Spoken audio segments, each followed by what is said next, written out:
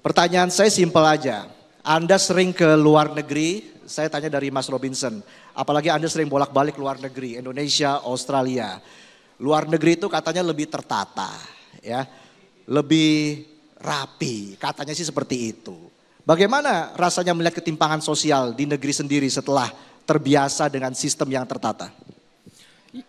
Terima kasih Mas.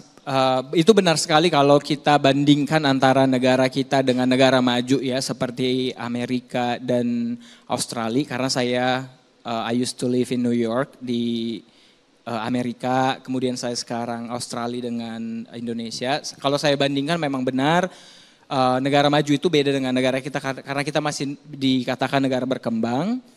Memang saya miris ketika melihat itu, tapi saya pribadi bukan seperti yang kayak, wah Indonesia ini hanya ngeblame ya.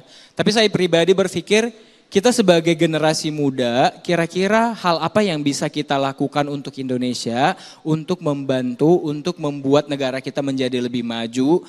Ya tidak usah langsung bisa berubah total seperti negara Australia, tapi bagaimana kita bisa belajar dari negara maju tersebut untuk belajar dari negara maju tersebut, kita implementasikan di negara kita untuk mengembangkan negara kita. Jadi saya pribadi berpikir bahwa teman-teman yang ada di sini semua yang menjadi calon-calon pemimpin bangsa yang membangun bangsa kita bisa menjadi bangsa yang lebih maju, lebih baik, lebih bermartabat dan lebih dihargai dan disegani oleh negara lain.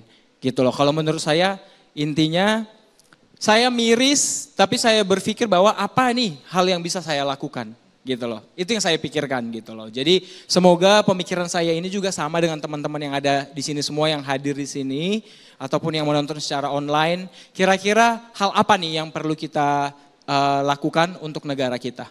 Baik, kita berikan tepuk tangan untuk Mas Robinson. Prof, kalau kita bicara soal ketimpangan sosial di negeri sendiri ya, setelah tentunya Anda terbiasa dengan sistem yang tertata di luar negeri, apa sih hal utama yang perlu diperbaiki di dalam negeri? Mungkin yang harus diperbaiki ya tentu saja birokrasi. Ya, birokrasi. Kalau memang di luar sana ya negara maju semuanya goes by the book. Jadi kita udah tahu apa yang harus dilakukan. Kalau tidak memenuhi syarat ya tidak akan dipenuhi gitu, tidak akan goal proyeknya. Kalau di Indonesia ya lain aturannya. Jadi yang diperlukan ya transparansi dan sesuai dengan prosedural untuk berbagai bidang. Tapi kan saya fokusnya ke bidang kesehatan.